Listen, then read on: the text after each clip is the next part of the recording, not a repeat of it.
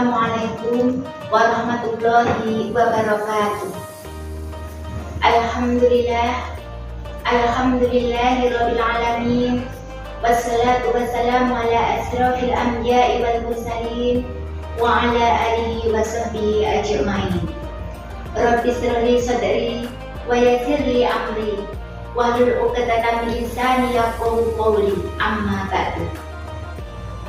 Baiklah Ibu yang dirahmati Allah, pada kesempatan yang berbahagia ini saya akan menyampaikan bagaimana tips untuk menghafal Al-Quran.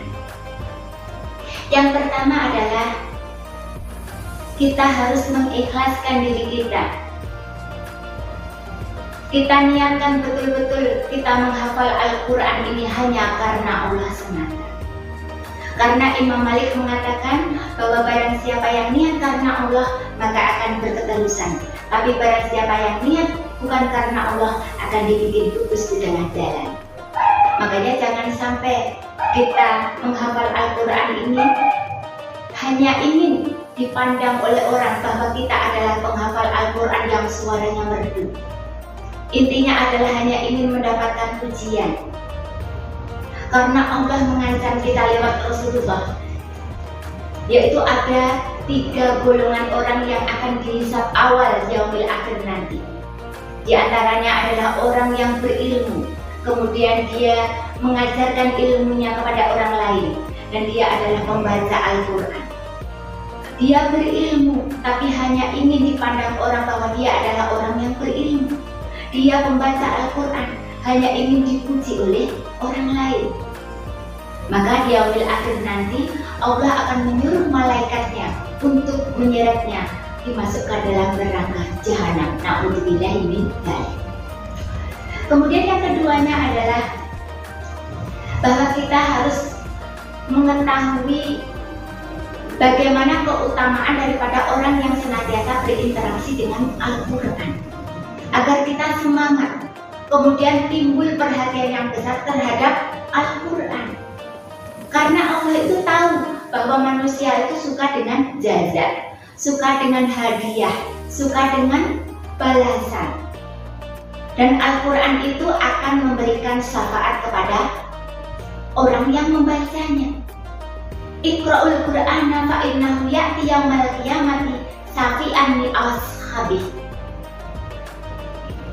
Al-Quran akan senantiasa bersama dengan sahabatnya. Makanya kita harus senantiasa bersahabat dengan Al-Quran.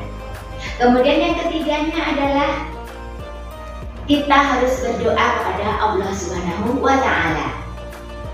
Mudah-mudahan di dalam kita menghafal Al-Quran ini kita diberkahi oleh Allah.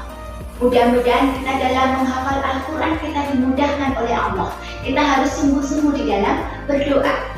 Yakin bahwa doa kita itu diijabah oleh Allah. Kemudian yang keempatnya adalah menjadikan satu mushaf induk untuk kita menghafal Al-Quran. Ini artinya apa? Kita hanya memakai satu saja mushaf kalau bisa. Ya. Karena apa? Mushaf itu berbeda-beda masalahnya. Mushaf yang satu mungkin memakai 1 tinta, tapi ada mushaf yang lain memakai 2 ataupun 3 tinta. Ya. Kadang-kadang letak daripada ayatnya pun berbeda. Ya. Ini akan menjadikan kita itu banyak mengingat, jadi bisa mengurangi daripada kefokusan kita dalam menghafal Al-Quran. Makanya kita memakai 1 mushaf saja, karena dalam mushaf itu akan terekam nanti, akan terpatri di dalam ingatan kita. Kemudian yang kelimanya adalah kita mencari guru yang cocok, ya, supaya kita itu nanti bisa setoran hafalan. Semakin semangat kita di dalam menghafal. Dan yang lebih penting lagi, supaya jangan ada salah di dalam hak dan mustahak daripada Al-Quran itu. Dan yang keenamnya adalah kita mencari metode yang cocok untuk diri kita. Apalagi sekarang itu banyak sekali metode-metode untuk menghafal Al-Quran. Boleh jadi metode ini cocok untuk diri kita, akan tetapi belum tentu cocok untuk orang lain. Ya, makanya kita mencari metode yang cocok. Tapi di sini saya memakai metode yaitu tikror dan rodot. Ya. Tikror artinya mengulang, rodot artinya menggabungkan. Satu misal nih, kita mau menghafal satu halaman. Di dalam satu halaman itu ada 4 ayat. Ya, untuk mempermudah kita dalam menghafal, makanya saya bagi dulu menjadi 2, yaitu 2 ayat, 2 ayat. Ya.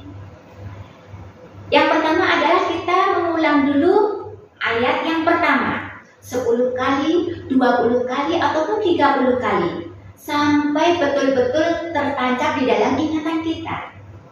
Kemudian setelah kita betul-betul hafal, baru kita mulai menghafal ayat yang keduanya. Kita ulang kembali 10 kali, 20 kali, ataupun 30 kali, sampai betul-betul kita hafal. Ya. Setelah kita hafal, maka kita rodot, kita gabungkan ayat 1 dan ayat 2-nya ini. Kita ulang kembali sampai betul-betul kita hafal.